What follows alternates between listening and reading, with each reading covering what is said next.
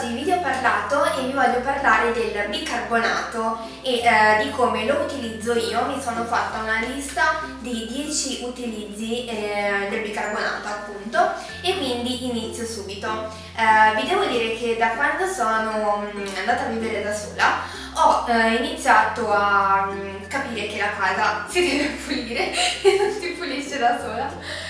Quindi ho iniziato insomma a cercare dei metodi un po' più naturali e ho scoperto che il bicarbonato è davvero fantastico, ha 1000 utilizzi. Quando lo leggevo dei 1000 utilizzi del bicarbonato non ci credevo, però è davvero un portento. Allora, io come lo utilizzo io? In testa ho messo lavarsi i denti, insomma l'ho messi a casaccio, quindi nessuno è più importante dell'altro. Lavarsi i denti sicuramente aiuta a far diventare i denti un po' più bianchi, non aspettatevi il bianco che si vede nelle pubblicità, perché quello non è un bianco naturale, ma è un bianco appunto che si ottiene dal dentista facendo uno sbiancamento con dei prodotti chimici. Il bianco naturale dei denti è un altro tipo di bianco, più giallino, però è sempre bianco. Il bicarbonato aiuta appunto a togliere tutte le macchioline, soprattutto se fumate o comunque magari quando si mangiano cibi che tendono a macchiare molto, come il cioccolato, mi viene in mente questo, ma mi dicevano anche le fragole, e il bicarbonato aiuta. Attenzione a non esagerare, io lo utilizzo una volta al mese, anche 2 volte al mese, non di più, non c'è assolutamente nessun problema. Andiamo avanti. Allora, poi ho scritto togliere l'acidità dal sugo. Questa è una cosa che fa molto Federica. Quando si fanno i sughetti con la salsa al pomodoro, si consigliava una volta di mettere un pochino di zucchero. Ogni volta che vado da casa di mia suocera, lei fa spessissimo la pasta al sugo, gli dico che buona questa salsa, anche perché lo stesso effetto lo potete ottenere, ce la posso fare, con il bicarbonato. Anche qui attenzione, ne dovete mettere davvero poco, perché il bicarbonato, essendo basico, giusto?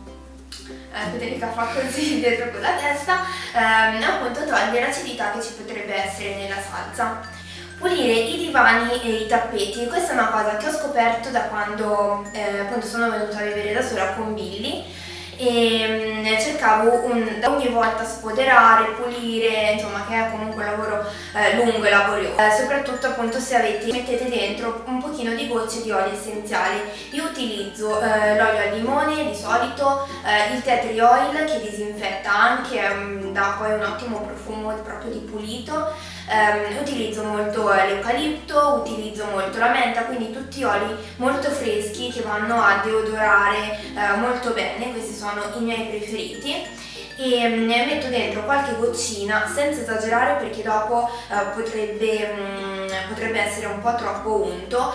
Adesso come quantità non ve lo riesco a dire, però ne metto davvero poche. L'olio essenziale mi aiuta soltanto a profumare. E poi vado a sparniciare su tutto quanto il tessile il bicarbonato, lo spalmo bene e deve diventare un polverone bianco. Il vostro divano deve essere tutto bianco, pieno di bicarbonato.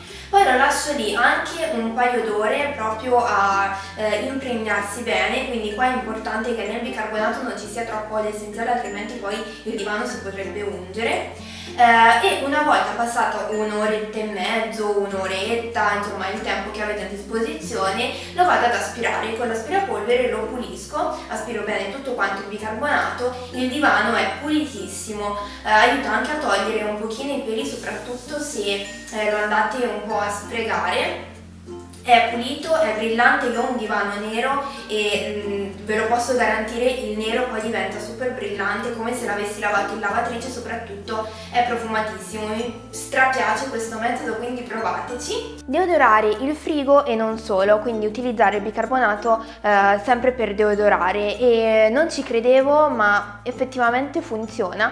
Mettere una ciotolina di bicarbonato all'interno del frigo, nei ripostiglio, ad esempio qua a fianco ho un ripostiglio che chiudendo spesso ed essendo molto piccolo, poi dentro ci metto anche l'indifferenziata, quindi un pochino di puzze ci potrebbero essere. Mettendo appunto un po' di bicarbonato, anche in questo caso vi straconsiglio dentro di mettere un pochino di oli essenziali, qua potete abbondare, ma anche un po' di profumo. aiuta davvero davvero tanto. Io lo metto anche nella scarpiera e poi quando aprite o non sentite nessun odore, che forse è la cosa migliore perché vuol dire che davvero l'ha assorbiti, oppure sentite appunto il profumo dell'olio essenziale che si è sprigionato. Lo dovete sostituire abbastanza spesso, non ha la durata lunga di un deodorante chimico, quelli che si comprano al supermercato. Io lo cambio ogni settimana più o meno, soprattutto nella scarpiera, però appunto. Poi un altro utilizzo è quello di utilizzare il bicarbonato come lievito. Come un po' fanno nei paesi anglosassoni. Infatti quando vi andate a scaricare, a leggere le ricette in inglese o americane, trovate spessissimo il baking soda, che sarebbe il bicarbonato, e lo potete utilizzare appunto per far lievitare i vostri dolci o cose salate. Mi raccomando, utilizzatene poco, non deve essere utilizzato come proporzione come la bustina, perché se ne mettete troppo poi prende davvero un cattivissimo sapore e comunque ne serve poco anche per farlo lievitare. Quindi se volete togliere il lievito in bustina potete utilizzare il bicarbonato mettendone però di meno. Poi un altro utilizzo che faccio spessissimo è quello di utilizzarlo come scrub per il corpo e per il viso. Io ho una pelle delicatissima e in realtà non avrei neanche bisogno di troppi scrub perché la mia pelle non è grassa, anzi è molto secca e per fortuna non è impura. Però mi piace ogni tanto fare gli scrub, soprattutto sul corpo, magari quando prima dell'estate, ma io ne faccio davvero tantissimi. E il bicarbonato, che è molto molto fino, però è comunque granuloso, è perfetto, meglio dello zucchero, del sale. Il sale poi mi irrita tantissimo, di tutte le cose naturali che si utilizzano di solito per gli scrub. Io con il bicarbonato mi trovo benissimo perché avendo questi microgranuli non mi ferisce troppo la pelle, non la irrita troppo. E per fare lo scrub vado a mettere un pochino di bicarbonato, ne basta poco, vado a mettere poi una base di olio, può essere l'olio di cocco, oli vegetali come l'avocado che mi piace molto, mandorle, insomma jojoba, l'olio che utilizzate di solito per il vostro viso, per il vostro corpo. E poi posso rinforzare un pochino anche qua con gli oli essenziali. Sì, ne utilizzo tantissimi, però mi piacciono. E poi appunto mi vado a fare lo scrub. Si lavano certi tipi di tessuti in lavatrice, poi quando si tirano via dalla lavatrice e si asciugano diventano durissimi e quindi c'è bisogno dell'ammorbidente per questo. Nostra madre non l'ha mai utilizzato, quindi io facevo, cioè non mi ci stava in testa e tante volte mi sono ritrovata sti teli, soprattutto della cucina, dritti così che non riuscivo neanche a piegarli. Ho provato a mettere il bicarbonato ed effettivamente ammorbidisce tantissimo, non credevo, ma funziona. 8. Pulizia del pelo del cane. Io adoro il fango, adora le pipì delle femmine, appena ne trova una non si possono vedere i cani tutti belli imbalsamati e profumati che poverini fanno la loro passeggiata su Billy sia felicissimo e quindi lo lascio proprio correre nella spazza e sul divano. Non è la cosa più bella da avere, anche se lui è felice io un po' di meno. Quindi che cosa faccio?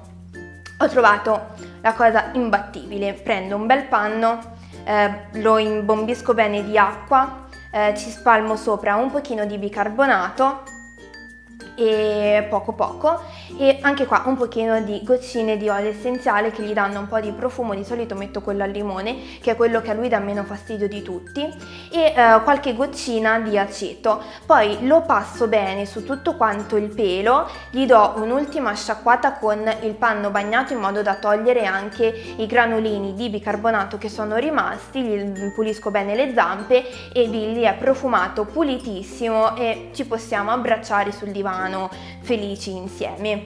Idem quando gli voglio fare il bagno, quando lo lavo proprio tutto quanto, ho visto che quando utilizzavo degli shampoo proprio per i cani, che più che per i cani erano fatti per le persone perché avevano delle profumazioni fortissime, lui si leccava per ore, non so i vostri cani se lo fanno, ma proprio per mandare via questo odore si leccava.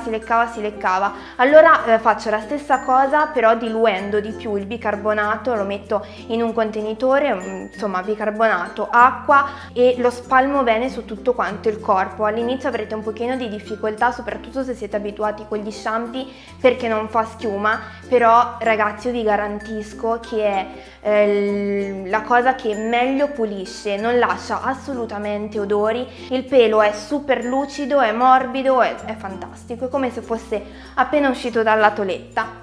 Lavare frutta e verdura, anche qui lo scrivono anche sulla confezione del bicarbonato, metodo famosissimo, noi l'abbiamo sempre fatto.